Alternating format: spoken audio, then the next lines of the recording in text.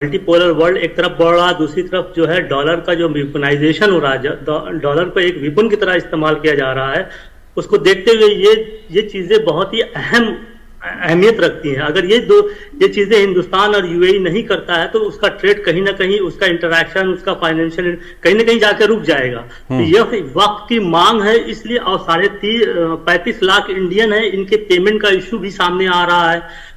रुपये और जो डिजिटल ट्रेड का एक सेपरेट कॉलम, एक सेपरेट चैप्टर है सीपा में, कंप्रेहेंसिव इकोनॉमिक पार्टनरशिप एग्रीमेंट। पहली बार जो है डिजिटल ट्रेड की बात की गई है, तो डिजिटल करेंसी की बात भी है इसमें। तो ये बिना दोनों कंट्रीज के लोकल करेंसीज में पेमेंट का सिस्टम इवॉल्व करने पे नहीं हो पाएगा। इसके लिए इनको एक वेक्टर तैयार करना पड़ेगा डॉलर से हट के। तो ये डॉलर से हट के एक वेक्टर तैयार करेंगे जिसमें दोनों करेंसीज जो है अपनी वैल्यू को फिक्स करेंगी और फिर जो है ट्रेड होगा।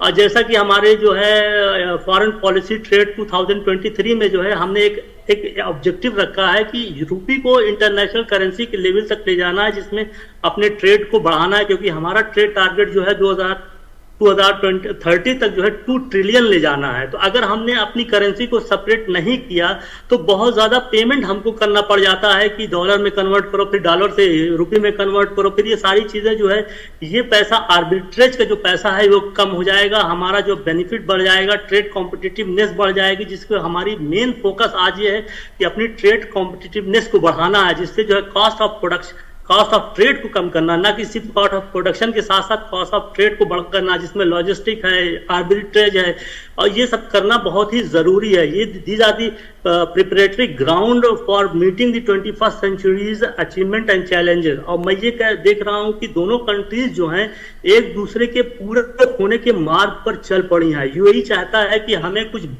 भारत जैसी बड़ी अर्थव्यवस्था साथ में रहे, जिससे जो वो अपनी मंशा को पूरी कर ले। और इंडिया चाहता है कि यूएई जैसा एक हमें द्वार मिले, जो एक ही बहुत ही ट्रस्टेड पार्टनर मिले, वफादार पार्टनर मिले, जिसके थ्रू जो है हम अपनी मिडिल ईस्ट पॉलिसी और उसके बियॉन्ड जितनी भी चीजें हैं उसको एग्जीक्यूट करें, और साथ ही साथ स्ट्रेटेजिक फुटप्रिंट बढ़ाएं, ताकि चाइना के बढ़ते हुए फुटप्रिंट को भी हम लगाम लगाएं। हम उस रीजन को बिल्कुल चाइना को नहीं छोड़ सकते, हमारे बहुत से स्टेक्स हैं उसमें, यानी कि $115 बिलियन का ट्रेड है, $45 बिलियन का रिमिटेंसेस है, फर्टिलाइजर्स है, तमाम ऑयल है, हमारा जो मेन सिक्योरिटी ऑफ ऑयल है वहीं से होता है।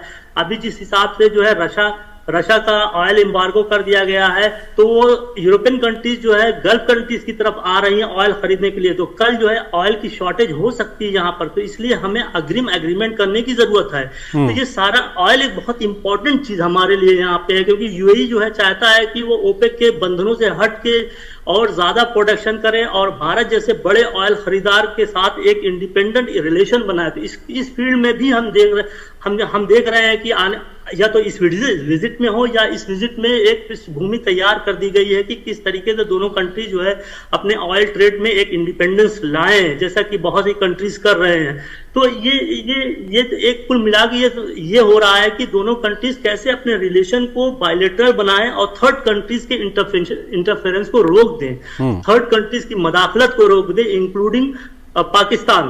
अब ये देखिए कि टेररिज्म का जहां तक है मसला जो है ये है कि जितना भारत को जरूरत है उससे ज्यादा यूएई को जरूरत है। यूएई एक छोटी सी कंट्री है, लेकिन उसके बढ़ते हुए कद को देखते हुए, एक उसको मजबूत बढ़ते हुए कद को देखते हुए एक तरफ, दूसरी तरफ यूएस का जो सिक्योरिटी गारंटी थी 70 साल से वो पीछे हट रहा है। तो यूएई को एक बड़े पार्टनर की जरूरत है जो उसकी सिक्योरिटी में कहीं ना कहीं कंट्रीब्यूट करे।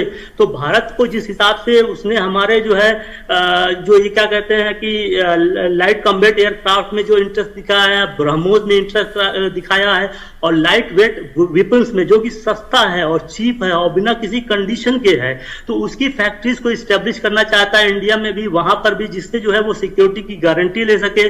और नेवी का जो नेवी टू नेवी रिलेशन वो भी बढ़ेगा हमारा। तो इस तरीके से कुल मिला के यूएई जो है कंप्रेहेंसिव पार्टनरशिप एग्रीमेंट साइन किया है, जिसमें स्ट्रेटेजिक रिलेशन अपने आप आ जाता है। ये 6-7 साल से लगातार दोनों कंट्रीज ने रात दिन काम करके किया है। मैं यूएई एम्बेसी में एज ए इकोनॉमिक रिसर्चर 4 साल रहा, तो मुझे मालूम है कि किस तरीके से काम हुआ है। रात दिन जो है करके जो है इतना बड़ा जो है 800-850 पेज का जो है कंप्रेहेंसिव इकोनॉमिक पार्टनरशिप का डॉक्यूमेंट जो है 88 दिन में तैयार कर दिया गया। ये ट्रस्ट का ही एक द्योतक है। ठीक है अनिल जी, एक और यहाँ पर महत्वपूर्ण सवाल आता है। हालांकि अभी प्रधानमंत्री ने जो कुछ कहा है उसमें एक दो पॉइंट और रह जाते हैं, उसको अभी हम और डिस्कस करेंगे डॉक्टर हुसैन के साथ और आपके साथ। एक महत्वपूर्ण बिंदु यह है कि हाल के वर्षों में अगर मिडिल ईस्ट